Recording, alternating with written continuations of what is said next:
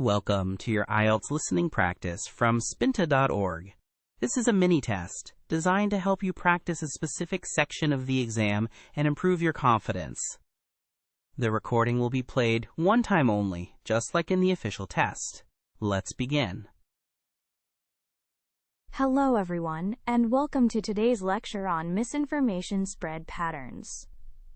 In our increasingly digital world, the manner in which information is disseminated and consumed is multifaceted and complex. First, I would like to define what we mean by misinformation.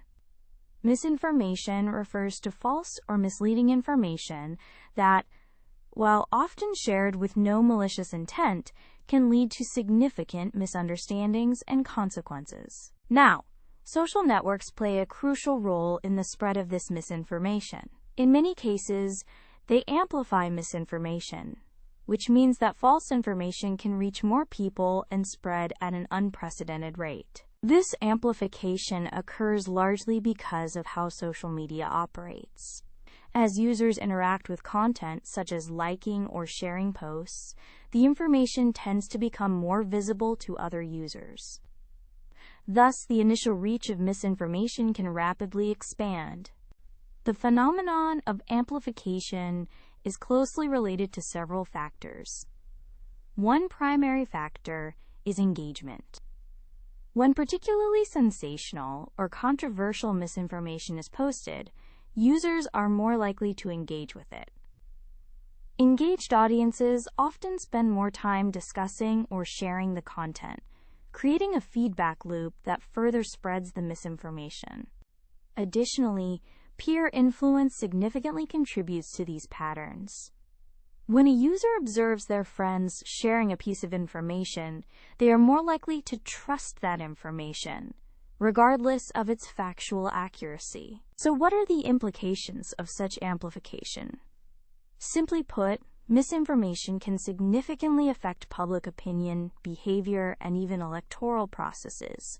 For example, during the COVID-19 pandemic, false information regarding the virus and its treatments proliferated through social channels, leading to confusion and unsafe practices. Moreover, another critical aspect to consider is the resistance to correction. Even when factual information is presented that contradicts the misinformation, individuals may resist changing their beliefs. This resistance can stem from several psychological factors, including cognitive dissonance, where individuals feel tension when presented with information that contradicts their pre-existing beliefs. This leads to selective exposure, as they might avoid information that contrasts with their views. It's essential to recognize that the correction of misinformation is often an uphill battle. For instance, research has recorded cases where correcting misinformation actually enhances the original misinformation's credibility amongst certain audiences. This counterproductive result is known as the continued influence effect. In the academic study of communication, addressing misinformation also raises questions about the accuracy of content being spread. Users must critically evaluate the information they encounter, focusing on aspects such as source trustworthiness and the factual nature of the claims presented. This brings us to the role of validation in combating misinformation. Validation requires not only understanding the factual correctness of information, but also critically assessing its sources and potential biases. When consumers of information engage in validation processes, they are more likely to develop an informed perspective. Additionally, the landscape of misinformation is evolving as technology changes. For example, algorithms utilized by social media platforms often prioritize engagement over factual accuracy. Therefore, entertaining or sensational content may be propagated more widely than balanced or factual reporting. Interestingly, research suggests that factual content, when presented alongside fake or misleading information, often struggles to gain equivalent levels of engagement. This disparity makes it increasingly challenging for factual sources to be recognized and disseminated. While understanding misinformation spread patterns, one must also consider the social and political context in which information circulates.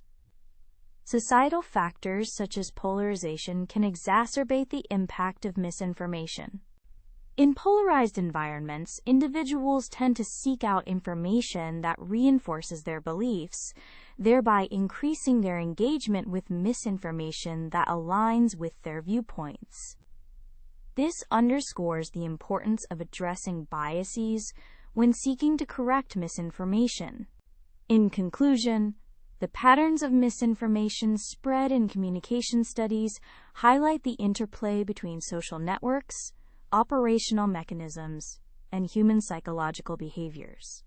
We see how amplification of misinformation paired with correction resistance can lead to widespread issues.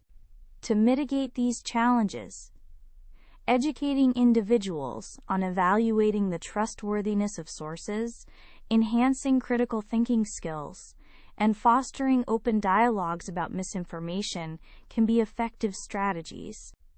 As we continue to navigate the complex digital landscape, it is vital to understand that awareness and proactive engagement can empower us to combat the harmful effects of misinformation. Thank you for your attention, and I hope you found today's lecture insightful towards understanding misinformation spread patterns. You have now completed the practice test. When you are ready for a full exam experience, visit us at Spinta.org. There you will find complete mock tests for all 4 skills: listening, reading, writing, and speaking. Our platform provides instant AI feedback for your speaking and writing tasks, along with an accurate prediction of your band score. Take control of your preparation at Spinta.org.